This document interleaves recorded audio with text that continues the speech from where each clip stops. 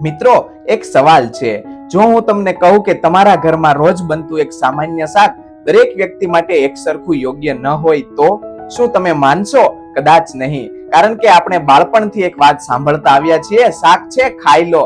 અને ખાસ કરીને ટીંડોળાનું શાક એટલે આપણા ઘરની એકદમ સામાન્ય વાનગી. કોઈ તેને બટાકા સાથે બનાવે, કોઈ તેમાં ડુંગળી ટામેટા નાખે, કોઈ મસાલેદાર બનાવે અને કોઈ તો સાદા તેલ મીઠામાં પણ ખૂબ જ મજા લઈને ખાય. પરંતુ શું દરેક વ્યક્તિ માટે ટીંડોળા એક સરખા છે? શું કોઈ વ્યક્તિએ ટીંડોળા ખાતા પહેલા થોડું વિચારવું જોઈએ? શું કોઈ ચોક્કસ હેલ્થ કન્ડિશન ધરાવતા લોકો માટે તેની માત્રા, બનાવવાની રીત અથવા ખાવાની ફ્રીક્વન્સી મહત્વની બની શકે? અને સૌથી મોટો સવાલ, શું ટીંડોળાને ઝેર કહેવું સાચું છે કે આ વાત પાછળ કંઈક બીજું જ સમજવાનું છે? મિત્રો, આજનો વિડીયો આખો આ જ સવાલોના જવાબ શોધવા માટે છે. અને હું તમને શરૂઆતમાં જ કહી દઉં, આ વિડીયોનો હેતુ ટીંડોળાથી તમને ડરાવવાનો નથી. હેતુ છે તમને સમજદાર બનાવવાનો. કારણ કે હેલ્થમાં ઘણી વખત ઘણી સારી વસ્તુ એ ખરાબ હોતી નથી, પરિસ્થિતિ પ્રમાણે તેની યોગ્યતા બદલાઈ શકે છે. તો વિડીયો અંત સુધી જરૂર જોતા રહેજો, જે તમને સમજાવવામાં મદદ કરશે કે તમારે ટીંડોળા ખાતા કોઈ ખાસ સાવચેતી રાખવાની જરૂર છે કે નહીં. નમસ્કાર મિત્રો, જય શ્રી કૃષ્ણ, રાધે રાધે, હર હર મહાદેવ. હું છું તમારો હેલ્થ સાથી ડોક્ટર રોનક ભીમાણી અને તમે જોઈ રહ્યા છો ચેનલ હેલ્થ હેબિટ્સ. આજનો વિષય ખૂબ જ સામાન્ય છે, પરંતુ તેની પાછળની સમજણ ખૂબ જ મહત્વની છે. હવે ટાઇટલ સાંભળીને કદાચ તમારા મનમાં તરત જ સવાલ આવ્યો હશે, ટીંડોળા તો આપણે વર્ષોથી ખાઈએ છીએ, તો હવે અચાનક તેમાં શું ખોટું નીકળ્યું? અને તમારો સવાલ એકદમ યોગ્ય છે, કારણ કે ટીંડોળા કોઈ અજાણી વસ્તુ નથી. આપણા ઘરમાં, આપણા ગામમાં, આપણા શહેરમાં અને આપણી રોજિંદી રસોઈમાં ટીંડોળાનો ઉપયોગ થાય છે. પરંતુ અહીં એક નાની પણ ખૂબ જ મહત્વની વાત છે.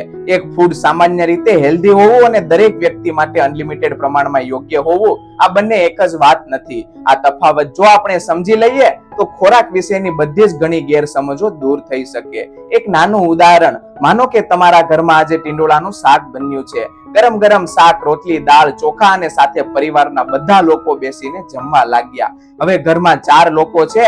પહેલો માણસ એકદમ હેલ્ધી છે, બીજા માણસને ડાયાબિટીસ છે, ત્રીજા માણસની કિડની સંબંધિત સમસ્યા છે અને ચોથા માણસને ઘણી બધી દવાઓ ચાલી રહી છે. હવે સવાલ, શું ચારેય વ્યક્તિઓ માટે ડાયટની સલાહ 100% એકસરખી હશે? ના. અને અહીંથી જ આજના વિડીયોની શરૂઆત થાય છે. હવે મિત્રો, એકદમ ધ્યાનથી સાંભળજો. જો આ વિડીયોમાં જ્યારે આપણે કહીએ છીએ કે અમુક લોકો માટે ટીંડોળા ઝેર સમાન સાબિત થઈ શકે છે, ત્યારે એનો અર્થ એવો નથી કે ટીંડોળા કોઈ પોઈઝનસ વેજીટેબલ છે. બિલકુલ નહીં. આ શબ્દનો ઉપયોગ અહીં ચેતવણી અને સમજણ માટે કરવામાં આવી રહ્યો છે, કારણ કે કોઈ ફૂડને માત્ર સારો અથવા ખરાબ કહી દેવું એ ઘણી વખત ઓવર સિમ્પ્લિફિકેશન બની જાય છે. ખાસ કરીને હેલ્થની વાત હોય ત્યારે વ્યક્તિની સ્થિતિ, તેનું ડાયજેશન, તેનું મેડિકલ કન્ડિશન, તેની દવાઓ અને તેની આખી ડાયટ અને તે ફૂડ કેટલી માત્રામાં ખાય છે, આ બધી મહત્વની બાબતો બની શકે છે. એટલે આજે આપણે ટીંડોળાને વિલન બનાવીને વાત નહીં કરીએ. આપણે સમજશું ટીંડોળા શું છે, કયા લોકો માટે સાવચેતીનો સવાલ ઉભો થઈ શકે, કેટલું ખાવું, કેવી રીતે ખાવું અને સૌથી મહત્વની વાત, ક્યારે પોતાના ડોક્ટરની સલાહ લેવી જોઈએ. હવે એક કામ કરો, જો તમે ટીંડોળાનું શાક નિયમિત ખાતા હો તો કોમેન્ટમાં લખજો, હા હું ટીંડોળા ખાઉં છું. અને જો તમે ટીંડોળા બિલકુલ પસંદ નથી તો લખજો, મને ટીંડોળા નથી ભાવતા. જોઈએ તો કોમેન્ટ સેક્શનમાં આજે ટીંડોળા પ્રેમીઓ વધારે છે કે ટીંડોળાના વિરોધીઓ? આપણે જ્યારે કોઈ વેજીટેબલ વિશે વાત કરીએ છીએ ત્યારે સામાન્ય રીતે શું વિચારીએ? આ વેજીટેબલ છે એટલે હેલ્ધી હશે. પણ મિત્રો, ન્યુટ્રિશનમાં માત્ર વેજીટેબલ કે ફ્રૂટ છે એટલું જાણવું એ પૂરતું નથી. કેટલું ખાઈ રહ્યા છો, કઈ રીતે બનાવ્યું છે, તમારી બોડી તેને કેવી રીતે ટોલરેટ કરે છે, તમારા હાલની હેલ્થ કન્ડિશન શું છે, આ બધું પણ ખૂબ જ મહત્વનું છે. અને આ જ કારણ છે કે ન્યુટ્રિશનની દુનિયામાં one size fits all rule હંમેશા કામ કરતું નથી. હવે હું તમને એક સવાલ પૂછું છું, શું તમે ક્યારે એવું અનુભવ્યું છે કે તમે કોઈ પણ વસ્તુ ખાવ અને તમને કંઈ જ ન થાય, પરંતુ તમારા ઘરના બીજા વ્યક્તિ એ જ વસ્તુ ખાધા પછી તકલીફ થાય? તમને પણ આવું થયું હશે. કોઈ કહે મને તો આ વસ્તુ પર શૂટ જ નથી થતી અને બીજો કહે મને તો આ વસ્તુ ખૂબ જ શૂટ થાય છે, પેટ પણ ભારે નથી લાગતું. હવે આપણે તરત જ કહી દઈએ આ ખોરાક ખરાબ છે, પરંતુ વાત એટલી સરળ નથી. ક્યારેક વ્યક્તિગત ટોલરન્સ અલગ હોઈ શકે, ક્યારેક ક્વોન્ટિટી વધારે હોઈ શકે, ક્યારેક આખા મીલમાં બીજી વસ્તુઓનો પણ ભાગ હોઈ શકે અને ક્યારેક કોઈ અંડરલાઇનિંગ હેલ્થ કન્ડિશન પણ કારણ બની શકે. એટલે એક વ્યક્તિનો અનુભવ આખી દુનિયા માટે મેડિકલ રૂલ બની શકતો નથી. હવે આપણે એક એવા ગ્રુપ વિશે વાત કરીએ જેના માટે કોઈ પણ વેજીટેબલ અથવા ફૂડ વિશે વાત કરવી વખતે વ્યક્તિ ડાયટ મહત્વની બની શકે છે. નંબર 1 છે કિડનીની સમસ્યા ધરાવતા લોકો. ચાલો સૌથી પહેલા વાત કરીએ કિડનીની. આપણા શરીરમાં કિડની એક ફિલ્ટરેશન સિસ્ટમની જેમ કામ કરે છે. શરીરમાં બનેલા કેટલાક વેસ્ટ પ્રોડક્ટને બહાર કાઢવાનું અને ફ્લુઇડ તથા ઇલેક્ટ્રોલાઇટ્સના બેલેન્સમાં કિડનીની મહત્વની ભૂમિકા હોય છે. હવે જ્યારે કોઈ વ્યક્તિની કિડની ફંક્શન ઓછી થઈ ગઈ હોય ત્યારે તેની ડાયટ સામાન્ય વ્યક્તિ કરતા અલગ હોઈ શકે છે. અને અહીં સૌથી મહત્વની વાત છે, બધા કિડની પેશન્ટની ડાયટ એકસરખી હોતી નથી. આ વાત ઘણી વખત લોકો ભૂલી જાય છે. કોઈ વ્યક્તિને કિડની ડિસીઝની શરૂઆતનો સ્ટેજ હોઈ શકે, કોઈની કિડની ફંક્શન વધુ ઘટેલી હોઈ શકે, કોઈને ડાયાલિસિસ પણ હોઈ શકે અને કોઈ વ્યક્તિના રિપોર્ટ્સ અલગ પ્રકારના હોઈ શકે. એટલે માત્ર એટલું જ કહી દેવું કે કિડનીની તકલીફ છે એટલે આ શાક બંધ, આ રીત યોગ્ય નથી. પરંતુ બીજી બાજુ શાક છે એટલે કંઈ પણ રિસ્ટ્રિક્શન નથી, આ પણ યોગ્ય નથી. તો શું કરવું? જો તમને કિડનીની સમસ્યા છે તો તમારા ડોક્ટર અથવા તો રિનલ ડાયટિશિયને આપેલી ડાયટરી એડવાઇસને પ્રાયોરિટી આપો. ખાસ કરીને જો તમને પોટેશિયમ અથવા અન્ય ઇલેક્ટ્રોલાઇટ્સ બાબતે રિસ્ટ્રિક્શન આપવામાં આવી હોય તો કોઈ પણ વેજીટેબલનું પ્રમાણ પોતાની રીતે નક્કી ન કરવું. અહીં એક ખૂબ જ ઇમ્પોર્ટન્ટ લાઈન છે, કિડની પેશન્ટ માટે ફૂડની સલાહ રિપોર્ટ્સ અને ઇન્ડિવિડ્યુઅલ કન્ડિશન પ્રમાણે બદલાઈ શકે છે. આ વાત યાદ રાખજો. નંબર 2 છે મારી કિડનીનો રિપોર્ટ નોર્મલ નથી તો શું હું ટિંડોળા ખાઈ શકું? હવે ખૂબ જ કોમન સવાલ, ડોક્ટર સાહેબ મારું ક્રિએટિનિન થોડું વધી છે તો શું હું ટિંડોળા બંધ કરી દઉં? જવાબ એટલો સિમ્પલ નથી. એક રિપોર્ટ જોઈને આખી ડાયટ નક્કી કરી શકાતી નથી. ડોક્ટર સામાન્ય રીતે આખી ક્લિનિકલ પિક્ચર જુએ છે, કિડની ફંક્શન અને અન્ય બ્લડ રિપોર્ટ, દવાઓ, બ્લડ પ્રેશર, ડાયાબિટીસ અને ઓવરઓલ ડાયટ. એટલે જો તમારી કિડનીના રિપોર્ટ્સ એબનોર્મલ છે તો યુટ્યુબ પર કોઈએ કહ્યું કે એટલે બંધ અથવા તો મારા મિત્રએ કહ્યું એટલે ચાલુ, આ બંનેના બદલે તમારા ડોક્ટરને પૂછવું વધારે યોગ્ય છે. નંબર 3 છે ડાયાબિટીસ ધરાવતા લોકો. હવે વાત કરીએ ડાયાબિટીસની. મિત્રો, આ વિષયમાં ઘણા લોકો ઘણીવાર બે એક્સ્ટ્રીમ પર જાય છે. પહેલો માણસ કહે ટિંડોળા ડાયાબિટીસમાં બહુ સારા છે એટલે ગમે એટલા ખાઈ શકાય. બીજો માણસ કહે મને ડાયાબિટીસ છે એટલે કોઈ પણ વેજીટેબલ ખાવામાં ડર લાગે છે. બંને એપ્રોચ યોગ્ય નથી. ડાયાબિટીસ મેનેજમેન્ટ એટલે માત્ર એક ફૂડ પસંદ કરવો કે કાઢી નાખવો નહીં. આખી diet, portion size, meal timing, physical activity, medication અને બ્લડ ગ્લુકોઝ કંટ્રોલ બધું જ ખૂબ મહત્વનું છે. નંબર 4 છે ટિંડોળા સુગર ઘટાડે છે એટલે દવા બંધ. આ વાત ખાસ ધ્યાનથી સાંભળજો. જો તમને કોઈ કહે કે આ શાક ખાશો તો સુગર કંટ્રોલ થઈ જશે અને તમારી દવા બંધ થઈ જશે તો તરત જ વિશ્વાસ ન કરશો. કોઈ ફૂડને ડાયાબિટીસનું પ્રિસ્ક્રાઇબ મેડિસિનનું રિપ્લેસમેન્ટ માનવું એ યોગ્ય નથી. જો તમે ડાયાબિટીસની દવા લો છો તો દવા બંધ કરવી, ડોઝ ઘટાડવો અથવા ટાઈમિંગ બદલવું, આ બધું ડોક્ટરની સલાહ વગર ન કરવું. કારણ કે બ્લડ સુગરનું મેનેજમેન્ટ વ્યક્તિ પ્રમાણે અલગ હોઈ શકે છે અને ફૂડ મેડિસિનને સપોર્ટ કરી શકે છે, પરંતુ પ્રિસ્ક્રાઇબ ટ્રીટમેન્ટને પોતાની રીતે રિપ્લેસ કરવું એ યોગ્ય નથી. નંબર 5 છે તો ડાયાબિટીસ ટિંડોળા ખાવા કે નહીં? આ સવાલનો જવાબ પણ વ્યક્તિગત છે.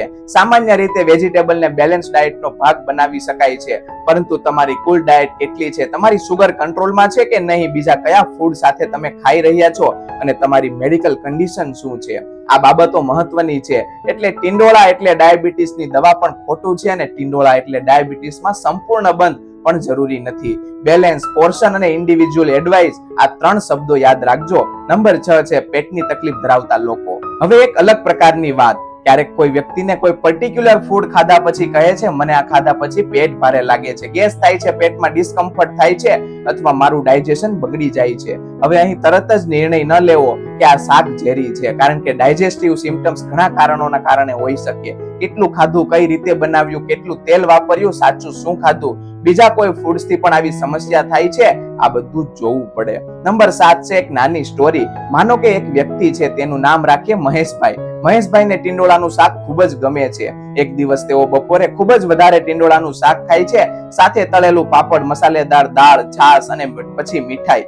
સાંજે તેમને પેટમાં ભારેપણું લાગે છે. હવે તેઓ શું કહે છે? ટિંડોળા મને શૂટ નથી થતા. પણ અહીં આપણે એક સવાલ પૂછવો જોઈએ, શું ખરેખર માત્ર ટિંડોળા જવાબદાર છે કે આખા મીલનું કોમ્બિનેશન કે ક્વોન્ટિટી કે બીજું કંઈ? આ છે હેલ્થ ક્રિટિકલ થિંકિંગ. જો કોઈ એક ઘટના પરથી તરત જ કન્ક્લુઝન કાઢી નાખવું નહીં. નંબર 8 છે ફૂડ ઇન્ટોલરન્સ અને એલર્જી બંને એક નથી. અને અહીં એક ખૂબ જ મહત્વની વાત, જો કોઈ ફૂડ ખાધા પછી તમને વારંવાર કોઈ સમસ્યા થાય તો દરેક વખતે તેને એલર્જી કહી દેવું એ યોગ્ય નથી. ફૂડ એલર્જી અને ફૂડ ઇન્ટોલરન્સ બંને કોન્સેપ્ટ છે, અલગ છે. એલર્જીમાં ઇમ્યુન સિસ્ટમનું રિએક્શન સામેલ હોઈ શકે અને કેટલીક એલર્જીક રિએક્શન ગંભીર પણ બની શકે. એટલે જો કોઈ ફૂડ લીધા પછી ચહેરા કે હોઠમાં સોજો, શ્વાસ લેવામાં તકલીફ, ગળામાં ટાઇટનેસ, ચામડી ઝડપથી ફેલાતી એલર્જીક રિએક્શન અથવા ચક્કર જેવી ગંભીર સમસ્યા થાય તો તેને માત્ર મને શાક શૂટ નથી થયું કહીને ઇગ્નોર ન કરવું. તાત્કાલિક મેડિકલ અટેન્શન જરૂરી બની શકે છે. નંબર 9 છે ઘરે બનાવેલું એટલે 100% સેફ. આ પણ એક કોમન વિચાર છે. ઘરનું છે એટલે સેફ, પરંતુ કુકિંગ મેથડ પણ મહત્વની છે. જો કોઈ વેજીટેબલને ખૂબ જ વધારે તેલમાં બનાવવામાં આવે, ખૂબ મસાલેદાર બનાવવામાં આવે અથવા તો આખા મીલમાં પહેલેથી જ ખૂબ કેલરી ડેન્સ ફૂડ હોય તો આખા મીલની ન્યુટ્રિશન ક્વોન્ટિટી બદલાઈ શકે છે. એટલે હેલ્થ માટે માત્ર વેજીટેબલનું નામ નહીં, તે કેવી રીતે તૈયાર થયું છે એ પણ ખૂબ જ મહત્વનું છે. નંબર 10 છે કાચું કે રાંધેલું. હવે કેટલાક લોકો કહે કાચું ખાશો તો વધારે હેલ્ધી, પરંતુ દરેક વેજીટેબલને કાચું ખાવું જરૂરી નથી. કોઈ પણ ફૂડ અંગે રો વર્સિસ કુકનો નિર્ણય કરતી વખતે ડાયજેસ્ટેબિલિટી, ફૂડ સેફટી, વ્યક્તિગત ટોલરન્સ અને પ્રિપેરેશન આ બધું જ ધ્યાનમાં લેવું જોઈએ. એટલે કોઈ સોશિયલ મીડિયા વિડીયો જોઈને કોઈ વેજીટેબલને અચાનક કાચું ખાવાની શરૂઆત ન કરવી. નંબર 11 છે મને ક્યારેય સમસ્યા થઈ નથી. હવે કોઈ કહેશે ડોક્ટર સાહેબ હું તો વર્ષોથી ટિંડોળા ખાઉં છું, મને ક્યારેય કંઈ નથી થયું. જો તમે પણ સ્વસ્થ છો અને તમને કોઈ સમસ્યા નથી તો માત્ર આ વિડીયો જોઈને ગભરાવાની જરૂર નથી. આ વિડીયોનો હેતુ હેલ્ધી લોકોને અનનેસેસરી રિસ્ટ્રિક્શન કરવાનો નથી, પરંતુ જો તમને કોઈ સ્પેસિફિક મેડિકલ કન્ડિશન છે અથવા ડોક્ટરે કોઈ ડાયટરી રિસ્ટ્રિક્શન આપી છે અથવા કોઈ ફૂડ વારંવાર પ્રોબ્લેમ કરે છે તો એ વાતને સમજવી જરૂરી છે. નંબર 12 છે હવે સૌથી મહત્વનો સવાલ. અત્યાર સુધી આપણે ઘણા ગ્રુપ્સની વાત કરી, પણ હવે એક સવાલ, શું માત્ર ડિસીઝનું નામ પૂરતું છે? જેમ કે કોઈ કહે મને કિડનીની સમસ્યા છે, કિડની ફંક્શન કેટલી છે, શું ડાયાલિસિસ થાય છે, કઈ મેડિસિન લેશો, કઈ બ્લડ રિપોર્ટ છે, આ બધું જાણ્યા વગર માત્ર કિડની ડિસીઝ એટલે ફૂડ બંધ કહી દેવું એ યોગ્ય છે? ના. આ જ રીતે ડાયાબિટીસમાં પણ મને ડાયાબિટીસ છે એટલું જાણવાથી આખી ડાયટ નક્કી થઈ શકતી નથી. મેડિકલ કન્ડિશન, સિવિયરિટી અને વ્યક્તિનું ઓવરઓલ હેલ્થ પણ ખૂબ જ મહત્વની છે. નંબર 13 છે એક સરળ રૂલ યાદ રાખજો. આજે હું તમને એક ખૂબ જ સરળ ફોર્મ્યુલા આપું છું. કોઈ પણ ફૂડ વિશે સવાલ થાય ત્યારે 3 પ્રશ્ન પૂછો. પ્રશ્ન નંબર 1 છે મારી હેલ્થ કન્ડિશન શું છે? પ્રશ્ન નંબર 2 છે હું આ વસ્તુ કેટલી માત્રામાં ખાઈ રહ્યો છું? પ્રશ્ન નંબર 3 છે મને આ ખાધા પછી ખરેખર કોઈ લક્ષણ આવે છે કે નહીં? આ 3 સવાલો ઘણી ગેરસમજો દૂર કરી શકે છે. હવે તમે મને કોમેન્ટમાં એક વાત કહો, તમારા ઘરે ટિંડોળા કેવી રીતે બને છે? બટાકા સાથે, ડુંગળી ટામેટા સાથે, મસાલેદાર કે પછી સાવ સિમ્પલ? કોમેન્ટમાં જરૂર લખજો. આજથી તમે ટિંડોળા ખાવા બેસો અને પહેલા એક વાત યાદ રાખજો, ટિંડોળા વિશે આપણે જે કંઈ સાંભળીએ છીએ એ બધું સાચું નથી. કોઈ કહે ટિંડોળા ખાશો તો સુગર એકદમ કંટ્રોલ થઈ જશે, કોઈ કહે ટિંડોળા કિડની સાફ કરે છે, કોઈ કહે આ વેજીટેબલ શરીરને ડિટોક્સ કરે છે, અને બીજી બાજુ કોઈ કહે અમુક લોકો ટિંડોળા પોઈઝન જેવું છે. હવે સવાલ છે આમાંથી સાચું શું અને ખોટું શું? આજના વિડીયોમાં આપણે આ જ ગૂંચવણને એક પછી એક સાફ કરીશું. અને સૌથી છેલ્લે હું તમને એક ખૂબ જ સરળ રૂલ આપીશ, જે રૂલ માત્ર ટિંડોળા માટે નહીં પરંતુ લગભગ દરેક ફૂડ માટે કામ આવશે. તો ચાલો શરૂ કરીએ સૌથી કોમન ભ્રમથી. ભ્રમ નંબર 1 છે ટિંડોળા હેલ્ધી છે એટલે જેટલા ખાઓ એટલા સારા. આ વિચાર ખૂબ જ કોમન છે. વેજીટેબલ છે, નેચરલ છે, ઘરનું છે તો જેટલું ખાઈએ એટલું સારું, પરંતુ ન્યુટ્રિશનમાં આ લોજિક હંમેશા કામ કરતું નથી. હેલ્ધી ડાયટનો અર્થ માત્ર હેલ્ધી ફૂડ વધારે ખાવાનું નથી. હેલ્ધી ડાયટ એટલે વિવિધ પ્રકારના ફૂડ્સનું યોગ્ય સંતુલન. તમારી આખી પ્લેટ, આખો દિવસ અને તમારી વ્યક્તિગત જરૂરિયાત આ બધું જોડે જોઈએ. એટલે ટિંડોળા ગમે છે ખાઓ, પણ માત્ર ટિંડોળા જ ખાવા લાગશો તો એ બેલેન્સ ડાયટ નહીં રહે. ભ્રમ નંબર 2 છે ટિંડોળા એટલે ડાયાબિટીસની દવા. આ ભ્રમ ખૂબ જ ધ્યાનથી સમજજો. કોઈ વેજીટેબલમાં કેટલાક ન્યુટ્રિશન અથવા બાયોએક્ટિવ કમ્પાઉન્ડ્સ હોવાની ચર્ચા થઈ શકે છે, પરંતુ તેનો અર્થ એ નથી કે પ્રિસ્ક્રાઇબ ડાયાબિટીસ ટ્રીટમેન્ટનું રિપ્લેસમેન્ટ બની જાય. જો તમને ડાયાબિટીસ છે અને ડોક્ટરે દવા આપી છે તો માત્ર કોઈ ફૂડ અથવા ઘરેલું ઉપાયના આધારે દવા બંધ કરવી નહીં. આ ભૂલ ઘણી વખત લોકો કરે છે. એક વિડીયો જોયો, એક વોટ્સએપ મેસેજ આવ્યો, કોઈએ કહ્યું આ ખાશો તો સુગર જતી રહેશે અને પછી દવા બંધ. આ રીત પણ યોગ્ય નથી. ફૂડ અને મેડિકલ ટ્રીટમેન્ટની ભૂમિકા એ અલગ છે. ભ્રમ નંબર 3 છે ટિંડોળા ખાશો તો સુગર ચોક્કસ ઘટશે. હવે આ વાતમાં પણ સાવધાન. કોઈ ફૂડ ખાધા પછી બ્લડ ગ્લુકોઝ પર વ્યક્તિગત અસર થવી એ શક્ય છે, પરંતુ તેનો અર્થ એવો નથી કે દરેક વ્યક્તિમાં એક સરખી ઇફેક્ટ થાય. ડાયાબિટીસ મેનેજમેન્ટ વ્યક્તિગત છે. કોઈની મેડિસિન અલગ, કોઈની લાઇફસ્ટાઇલ અલગ, કોઈનો ઇન્સ્યુલિન સેન્સિટિવિટી અલગ અને કોઈની ઓવરઓલ ડાયટ પણ અલગ. એટલે આ ફૂડ દરેક ડાયાબિટીસની સુગર ઘટાડશે. આવા યુનિવર્સલ સ્ટેટમેન્ટથી સાવધાન રહેજો. ભ્રમ નંબર 4 ટિંડોળા કિડનીને સાફ કરી નાખે છે. કિડની ડિટોક્સ શબ્દ સાંભળીને ઘણા લોકો તરત જ ઇમ્પ્રેસ થઈ જાય છે, પરંતુ કિડનીનું કામ સમજવું વધારે મહત્વનું છે. કિડની શરીરમાં ફિલ્ટરિંગ અને ફ્લુઇડ ઇલેક્ટ્રોલાઇટ બેલેન્સ જેવી મહત્વની ફિઝિયોલોજીકલ ફંક્શન કરે છે. પરંતુ કોઈ એક વેજીટેબલ ખાવાથી કિડની સાફ થઈ જશે એવો ક્લેમ એ મેડિકલ ટ્રીટમેન્ટને સબસ્ટિટ્યુટ બની શકતો નથી. જો કિડની ડિસીઝ હોય તો યોગ્ય ડાયગ્નોસિસ રિપોર્ટ, ડોક્ટરની સલાહ અને જરૂરી ડાયટરી પ્લાન આ વધારે મહત્વનું છે. એટલે ટિંડોળા કિડનીને ક્લિયરિંગ મેડિસિન તરીકે ન જુઓ. ભ્રમ નંબર 5 છે નેચરલ એટલે સાઇડ ઇફેક્ટ નહીં. આ પણ એક સૌથી મોટો ભ્રમ છે. નેચરલ શબ્દ ખૂબ જ એટ્રેક્ટિવ છે, પણ નેચરલ એટલે દરેક વ્યક્તિ માટે દરેક પરિસ્થિતિમાં સેફ એવું નથી. કોઈ પણ ફૂડથી વ્યક્તિગત ઇન્ટોલરન્સ થઈ શકે, કોઈને એલર્જી હોઈ શકે, કોઈ મેડિકલ કન્ડિશનમાં ડાયટરી રિસ્ટ્રિક્શન હોઈ શકે, અને કેટલીક વખત પ્રિપેરેશન પણ ખૂબ જ મહત્વની બની શકે છે. એટલે નેચરલ ફૂડને પણ સમજદારીથી લેવું. ભ્રમ નંબર 6 છે મને શૂટ નથી થતું એટલે આ ફૂડ ખરાબ. આ પણ ખૂબ જ કોમન છે. માનો તમને ટિંડોળા ખાધા પછી પેટમાં ડિસ્કમ્ફર્ટ રહે છે, તમે તરત જ કહો છો ટિંડોળા ખરાબ છે. પણ એક સવાલ પૂછો, દર વખતે થાય છે? જો નહીં તો કદાચ બીજી ઘણી બાબતો જવાબદાર હોઈ શકે. કેટલું ખાધું, કઈ રીતે બનાવ્યું, સાથે શું ખાધું, એ દિવસે ડાયજેશનનો હેતુ શું હતો, અને આ બધું જોવું પડે. પરંતુ જો દરેક વખતે એક જ ફૂડ પછી સમસ્યા રિપીટ થાય તો તેને સિરિયસલી ઓબ્ઝર્વ કરવું એ યોગ્ય છે. ભ્રમ નંબર 7 છે બહારનું મસાલેદાર શાક પણ ઘરના સાદા શાક જેટલું જ હેલ્ધી. આ બાબત માત્ર ટિંડોળા માટે નહીં, કોઈ પણ વેજીટેબલ માટે સમજવી જોઈએ. તમે ઘરે ઓછા તેલ અને તમારી જરૂરિયાત પ્રમાણે મીઠું મસાલું વાપરી શકો છો, પરંતુ બહારના ફૂડમાં પ્રિપેરેશન અલગ હોઈ શકે. વધારે તેલ, વધારે મીઠું, વધારે મસાલા અને સાથે બીજી કેલરી ડેન્સ વસ્તુઓ. એટલે વેજીટેબલ શબ્દ જોઈને આખી ડીશ ઓટોમેટિકલી હેલ્ધી છે એવું માનવું પણ યોગ્ય નથી. ભ્રમ નંબર 8 કાચું એટલે હંમેશા વધારે હેલ્ધી. આ ભ્રમ પણ સોશિયલ મેડિકલ મુજબ ખૂબ જ જોવા મળે છે. રો ફૂડ એટલે મેક્સિમમ ન્યુટ્રિશન અને ફૂડ પ્રિપેરેશન એક જ રૂલ બધે લાગુ પડતો નથી. કોઈ ફૂડ કાચું ખાઈ શકાય કે નહીં તેની સેફટી, ડાયજેસ્ટિબિલિટી અને વ્યક્તિગત ટોલરન્સ પર આધાર રાખે છે. એટલે માત્ર વાયરલ રીલ જોઈને રો ફૂડ એક્સપેરિમેન્ટ શરૂ ન કરવો, ખાસ કરીને જો તમને કોઈ મેડિકલ કન્ડિશન હોય તો. ભ્રમ નંબર 9 છે એક ફૂડ આખું હેલ્થ પ્રોબ્લેમ સોલ્વ કરી શકે. આ સૌથી મોટો ભ્રમ છે. આજે એક ફૂડ, કાલે બીજું ફૂડ, અને દરેક વસ્તુ માટે એક નવું પ્રોમિસ. આ ખાશો તો લીવર, આ પીશો તો કિડની, અને આ ખાશો તો સુગર, આ લેશો તો કોલેસ્ટ્રોલ. શરીર પણ એટલું જ સિમ્પલ નથી. હેલ્થ અનેક ફેક્ટર્સનું રિઝલ્ટ છે. તમારી diet, sleep, physical activity, stress, medication, genetics અને મેડિકલ કન્ડિશન બધું એકબીજા સાથે જોડાયેલું છે.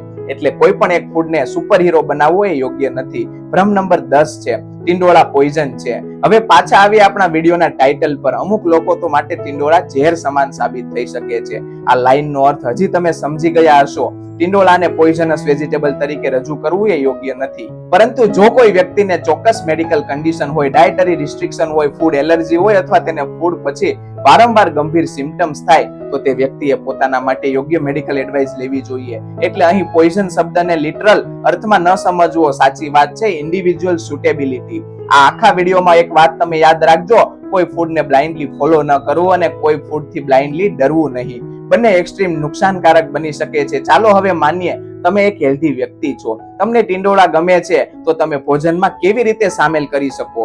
સૌથી પહેલા શાકને એકલા હેલ્થ સોલ્યુશન તરીકે ન જુઓ, તેને બેલેન્સમાં મીલનો ભાગ બનાવો. ઉદાહરણ તરીકે ટિંડોળાનું શાક સાથે દાળ અથવા અન્ય પ્રોટીન સોર્સ, તમારી જરૂરિયાત પ્રમાણે રોટલી અથવા અનાજ, અને મીલમાં યોગ્ય વેરાયટી. આ રીતે આખી પ્લેટને જુઓ. રસોઈમાં 5 પ્રેક્ટિકલ બાબતો. નંબર 1 છે ખૂબ જ વધારે તેલથી બસો. નંબર 2 છે મીઠું જરૂરિયાત પ્રમાણે. નંબર 3 છે માત્ર મસાલા પર આધાર ન રાખો. નંબર 4 છે વેરાયટી રાખો. અને નંબર 5 છે પોતાના બોડીના સિગ્નલને ઓબ્ઝર્વ કરો. મિત્રો, માનો ઘરમાં દાદી છે, તમને ટિંડોળા બહુ ગમે છે અને તમે ડાયાબિટીસ પણ છે, બીજી કેટલીક મેડિસિન પણ ચાલે છે. હવે ઘરમાં કોઈ કહે, દાદી ટિંડોળા તો સુગર માટે બહુ સારા છે, તમે વધારે ખાઓ. શું આપણે આવું કહીએ જોઈએ? ના, કારણ કે દાદીના આખા મેડિકલ સિચ્યુએશન આપણે જાણતા નથી. બીજી બાજુ કોઈ કહે ને દાદીને ડાયાબિટીસ છે એટલે ટિંડોળા ક્યારેય ન આપશો, આ પણ જરૂરી નથી. સાચો રસ્તો છે તેમના ટ્રીટિંગ ડોક્ટર અથવા તો ડાયટિશિયનની વ્યક્તિગત સલાહ પ્રમાણે ડાયટ નક્કી કરવી. આજની સૌથી મોટી શીખ. મિત્રો, ટિંડોળા વિશે આજે આપણે ખૂબ જ સુંદર વાત શીખી. કોઈ એક ફૂડને હીરો કે વિલન બનાવવો નહીં. ખોરાક આપણા જીવનનો ભાગ છે. ફૂડનો હેતુ માત્ર ડિસીઝ ક્યોર કરવાનો નથી. ફૂડનો મુખ્ય હેતુ છે શરીરને યોગ્ય ન્યુટ્રિશન આપવું અને બેલેન્સ લાઈફસ્ટાઈલનો ભાગ બનવું. જો તમે આ વિડીયો અહીં સુધી જોયો છે તો સૌથી પહેલા તમારો દિલથી આભાર, કારણ કે તમે માત્ર ટિંડોળા ખાવા કે નહીં એ જાણવા માટે વિડીયો નથી જોયો. તમે હેલ્થ વિશે વિચારવાની એક નવી શીખી છે. ક્યારેક આપણે હેલ્થ વિશે બે એક્સ્ટ્રીમ વચ્ચે ફસાઈ જઈએ છીએ. એક બાજુ આ ખાશો તો બધું સારું, બીજી બાજુ આ ખાશો તો બધું જ ખરાબ. પરંતુ સાચી હેલ્થ અવેરનેસ ઘણી વખત વચ્ચે હોય છે. ન તો બ્લાઇન્ડ ફેથ, ન તો બ્લાઇન્ડ ફિયર, પરંતુ અન્ડરસ્ટેન્ડ, ઓબ્ઝર્વેશન અને બેલેન્સ સમજો. તમારા શરીરને ઓબ્ઝર્વ કરો, ડાયટમાં બેલેન્સ રાખો. મિત્રો, જો તમને લાગે કે આ માહિતી માત્ર તમારા માટે નહીં પરંતુ તમારા ઘરના કોઈ વ્યક્તિ માટે પણ ઉપયોગી થઈ શકે છે, તો આ વિડીયોને તેમને મોકલજો. ખાસ કરીને એવા લોકો જે કોઈ પણ ફૂડ વિશે વોટ્સએપ પર આવતી દરેક વાતને તરત સાચી માની લે છે. પણ એક વિનંતી, આ વિડીયો શેર કરતી વખતે એવું ન લખશો ટિંડોળા ખાવાનું બંધ કરો, એવું નહીં. એના બદલે લખજો ટિંડોળા વિશે સાચી વાત સમજવા માટે આ વિડીયો જરૂર જુઓ, કારણ કે આપણો હેતુ ડર ફેલાવવાનો નથી, જાગૃતિ ફેલાવવાનો છે. હવે તમારી સાથે એક નાનું ચેલેન્જ, કમેન્ટમાં માત્ર એક શબ્દ લખજો, સમજાયું? જો તમને આજે પહેલીવાર સમજાયું કે કોઈ ફૂડને હેલ્ધી કે અનહેલ્ધી કહેતા પહેલા વ્યક્તિની કન્ડિશન અને ઓવરઓલ ડાયટ પણ જોવી જોઈએ, અને જો આ વિડીયોમાંથી તમને એક પણ નવી વાત જાણવા મળી હોય તો કોમેન્ટમાં એ પણ લખજો. તમારો એક કોમેન્ટ કદાચ આ વિષયમાં રસ ધરાવતા બીજા લોકોને પણ આ વિડીયો સુધી પહોંચાડવામાં મદદ કરે. જો આખા વિડીયોમાંથી માત્ર 30 સેકન્ડ યાદ રાખવાની હોય તો આ યાદ રાખજો, ટિંડોળાથી અંધાધૂંધ ડરવાની જરૂર નથી. હેલ્ધી ફૂડ એટલે અનલિમિટેડ ફૂડ નહીં. મેડિકલ કન્ડિશન હોય તો પર્સનલ એડવાઇસ મહત્વની છે. રિપીટેડ સિમ્પટમ્સને ઇગ્નોર ન કરો, ગંભીર એલર્જીક રિએક્શનને ઇમરજન્સી સમજો, અને સોશિયલ મીડિયાના ફૂડ ક્લેમને બ્લાઇન્ડલી ફોલો ન કરો, કારણ કે એક ફૂડ બધાના માટે એક સરખું નથી. આપણા ઘરમાં દાદી નાનીની રસોઈ હોય, મમ્મીના હાથનું શાક હોય કે પછી આપણે ન્યુટ્રિશન વિશે વાંચીને બનાવેલા મીલ હોય. ખોરાક માત્ર પેટ ભરવા માટે નથી, ખોરાક આપણા જીવનનો ભાગ છે. એટલે ખાવાનું છોડવાનું નહીં, સમજીને ખાવાનું શીખવાનું છે. ફૂડથી ડરવાનું નહીં, ફૂડ વિશે સમજણ કેળવવાની છે. અને સૌથી મહત્વનું, બીજાની હેલ્થ જોઈને પોતાની હેલ્થનો નિર્ણય ન લેવાનો. તમારું શરીર અલગ છે, તમારી જરૂરિયાત અલગ છે, તમારી મેડિકલ કન્ડિશન અલગ હોઈ શકે છે. એટલે તમારા શરીરને સાંભળો, સાચી માહિતી મેળવો અને સમજદારીથી નિર્ણય લો. જો મિત્રો તમને આ વિડીયો ઉપયોગી લાગ્યો હોય તો લાઈક જરૂર કરજો, તમારા પરિવાર અને મિત્રો સુધી જરૂર શેર કરજો. અને જો તમે હેલ્થ સંબંધિત સરળ સમજાય તેવી માહિતી નિયમિત મેળવવા માંગતા હોય તો ચેનલને સબસ્ક્રાઇબ કરવાનું ભૂલશો નહીં. બેલ આઇકન દબાવી દેજો, જેથી આવનારા કોઈ મહત્વનો હેલ્થ વિડીયો તમારી નજરમાંથી છૂટી ન જાય. અને હા, કોમેન્ટમાં લખવાનું ભૂલશો નહીં, ટિંડોળા ડર નહીં, સમજણ છે. ફરી મળીશું એક નવા અને મહત્વના હેલ્થ ટોપિક સાથે. ત્યાં સુધી સ્વસ્થ રહો, સાવચેત રહો, અને સૌથી મહત્વનું, સાચી માહિતી સાથે સ્વસ્થ જીવન જીવો. જય હિન્દ, જય ભારત.